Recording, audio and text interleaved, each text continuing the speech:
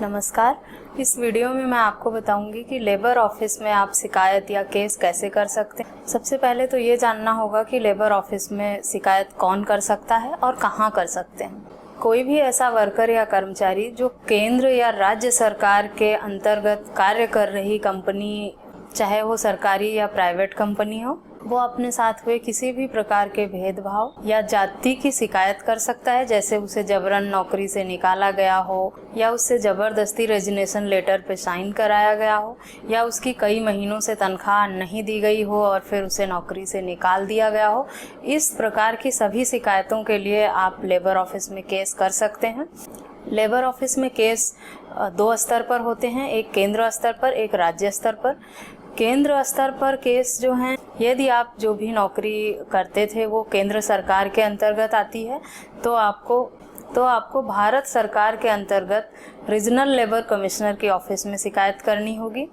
तथा यदि आप जहां नौकरी करते थे वो राज्य सरकार के अंतर्गत आती है तो राज्य सरकार के अंतर्गत कमिश्नर ऑफिस में बैठने वाले लेबर कमिश्नर के यहाँ लिखित शिकायत कर सकते हैं। लेबर कमिश्नर के यहाँ केस सीधा नहीं किया जा सकता। आप डायरेक्ट लेबर कमिश्नर के यहाँ कोई भी केस नहीं कर सकते हैं। यदि आपके साथ किसी भी प्रकार की जाति हुई है या आपका शोषण किया गया है किसी भी तरह से, तो आप उसकी सबसे पहले एक लिखित शिकायत लेबर कमिश्नर को देंगे। जैसा कि मैंने बताया है, केंद्र और राज्य दो स्तर पर होते हैं और ये जोन के हिसाब से सेलेक्ट किया जाता है कि आपका किस जोन में पड़ता है। मतलब जहां आप काम करते थे या जिस कंपनी में आप काम करते थे वो राज्य स्तर के किस जोन में आता है, साउथ में या वेस्ट में या नॉर्थ में। इस तरह के डिवीज़न बनाए हुए होते हैं जहाँ पे हमारे लेबर कमिश्नर बैठते हैं। तो वहाँ पे आपको एक लिखित रूप से शिकायत देनी होती है। लिखित शिकायत देने के बाद 30 दिन के अंदर लेबर कमिश्नर आपको सूचना देकर एक निश्चित तारीख पर बुलाता है। साथ ही आपकी कंपनी को भी नोटिस करके बुलाता है। दोनों पार्टियों को एक निश्चित तारीख पर बुलाकर मौका दिया जाता है अपनी अपनी सफाई पेश करने के लिए। आपके साथ जो कुछ भी हुआ है आप सभी कागजात तैयार रखें, जो भी आपको तारीख दी गई है उस पर जाएं और लेबर कमिश्नर के यहाँ पेश होकर अपने शिकायत की पुष्टि कराएं कि हाँ, ये जो आपने लिखा है या जो तथ्य आपने बताया है वो सब सही हैं, उसके ये सबूत हैं।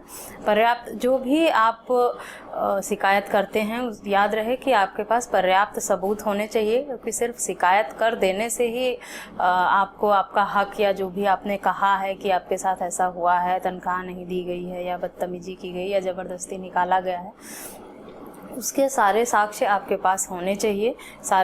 सारे कागजात जो भी हैं वो आप एकत्रित करके रखें। जो निश्चित तारीख आपको दी जाती है लेबर कमिश्नर के द्वारा वहाँ पेश हों और अपना पक्ष वहाँ पूरी तरह से रखें, पूरी बात बताएं।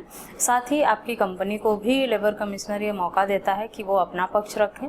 दोनों पक्षों की अच्छी तरह से पूरी सुनवाई करने के बाद या सभी कागजात देखने के बाद ही लेबर कमिश्नर किसी सुनवाई करते हुए या बातचीत के दौरान अगर लेबर कमिश्नर को ऐसा लगता है कि उनका केस यहीं पे सॉल्व हो सकता है और आप लोगों का जो भी लेन देन है या जो भी हिसाब है यहीं पे क्लियर हो जाएगा, तो लेबर कमिश्नर 1 या 2 निश्चित तारीख के अंदर आपकी पेमेंट करवा के या जो भी आपकी समस्याएं थी वो सॉल्व करा के केस को शिकायत को वहीं पे क्लोज कर देते हैं।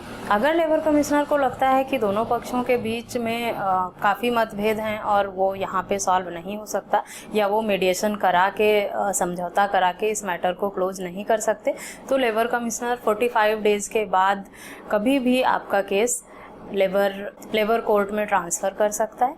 उसके बाद आपका केस लेबर कोर्ट में रजिस्टर्ड हो जाता है। लेबर कोर्ट में कभी आप डायरेक्ट केस नहीं कर सकते हैं। लेबर कोर्ट में केस करने से पहले आपको लेबर कमिश्नर को एक लिखित शिकायत देना अनिवार्य है। शिकायत पे सुनवाई होने के बाद यदि समझौता नहीं होता है या मैटर सॉल्व नहीं किया जा सकता है लेबर कमिश्नर के यहाँ इंस्पेक्टर के द्वारा, तब आपका केस लेबर कोर्ट में ट्रांसफ़र किया जाता है।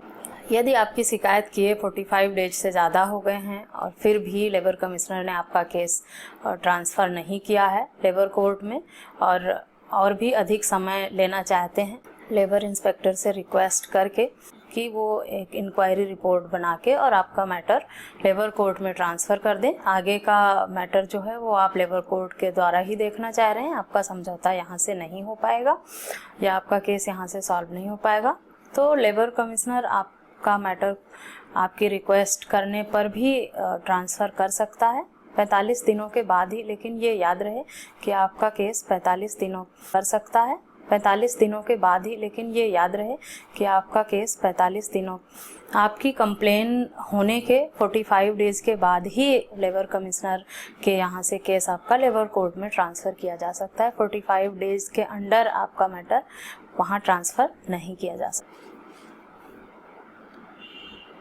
लेबर कमिश्नर के यहाँ कंप्लेन आप ऑनलाइन और ऑफलाइन दोनों तरीके से कर सकते हैं। लेकिन ऑनलाइन कंप्लेन की सुविधा सभी राज्य के अंदर नहीं दी गई है, कुछ राज्यों में ही सीमित है। ये कुछ ही राज्यों में सीमित है जहां आप ऑनलाइन कंप्लेन भी घर बैठे कर सकते हैं। आपके राज्य में ऑनलाइन लेबर कंप्लेन की सुविधा उपलब्ध है कि नहीं, या ये जानने के लिए आप अपने राज्य का नाम लिख के लेबर कमिश्नर पे गूगल सर्च कर सकते हैं। जैसे आपको यदि आप गूगल सर्च करते हैं तो आपको ये पता चल जाएगा कि किस राज्य में ऑनलाइन सुविधा है और किस राज्य में नहीं है। अपने राज्य के labour commissioner online complain search करके आप ये पता लगा सकते हैं कि आपके राज्य में ऑनलाइन कंप्लेन है या नहीं है, और आपको ऑफलाइन कंप्लेन करनी होगी या ऑनलाइन ही करना होगा। इसी तरह से आप गूगल सर्च करके अपना किस जोन में आपका ऑफिस पड़ता है, वहाँ से आपका कौन सा जोन लेबर कमिश्नर का पड़ेगा जहाँ से कंप्लेन करनी है, उस हिसाब से आप देख सकते हैं। जैसे आपका साउथ जोन में था ऑफिस, जिस भी राज्य में थे वहाँ ईस्ट जोन में या साउथ जोन में था, तो जिस भी जोन में था उस जोन का आप लिखेंगे कि south zone Delhi labour commissioner office, तो आपको पूरा एड्रेस मिल जाएगा जहाँ जाके आपको लिखित कंप्लेन देनी है। जो भी लिखित कंप्लेन दें उसकी एक प्रति अपने पास, एक कॉपी अपने पास ज़रूर रखें, क्योंकि भविष्य में जब आपको केस करना होगा या आगे की जो भी कार्रवाई होगी उसमें वो एक आपके कंप्लेन जो भी आपने शिकायत की थी उसकी एक अहम भूमिका होगी, तो उसको संभाल कर ज़रूर रखें। इस टॉपिक पे और विस्तृत जानकारी के लिए आप a2zkanun.com की वेबसाइट पे जाके देख सकते हैं। मैंने A2Z कानून की वेबसाइट पे डिटेल्स में पूरी जानकारी दी हुई है कि आप किस तरह कहाँ पे कंप्लेन कर सकते हैं, कंप्लेन का फॉर्मेट क्या होगा, उसमें क्या क्या लिखना होगा, किस तरह का कंप्लेन लिखा जाता है, क्या क्या चीज़ें उसमें कवर होनी चाहिए, वो सारी उसमें डिटेल में जानकारी दी हुई है। आप A2Z कानून की वेबसाइट पे जाके वहाँ देख सकते हैं। वहाँ पे आपको सैम्पल फॉर्मेट भी मिलेगा जिस तरह आपको कंप्लेन लिखनी। फिर भी अगर किसी भी तरह की दिक्कत आती है आपको कंप्लेन लिखने में या कुछ ढूंढने में, या कोई बातें इतना बताने के बाद भी आपको समझ नहीं आती है, या इस वीडियो को देखने के बाद भी आपको कुछ बातें समझ नहीं आती हैं, तो आप मुझे कमेंट या ईमेल करके भी पूछ सकते हैं। मैं अपना ईमेल आईडी डिस्क्रिप्शन बॉक्स में दे दूँगी, और अपनी वेबसाइट का एड्रेस भी आप मुझे मेल करके या मेरी वेबसाइट पे विज़िट करके भी और जानकारी ले सकते हैं। इस वीडियो में बस इतना ही। मिलते हैं अगले वीडियो में, तब तक के लिए थैंक यू एंड बाय।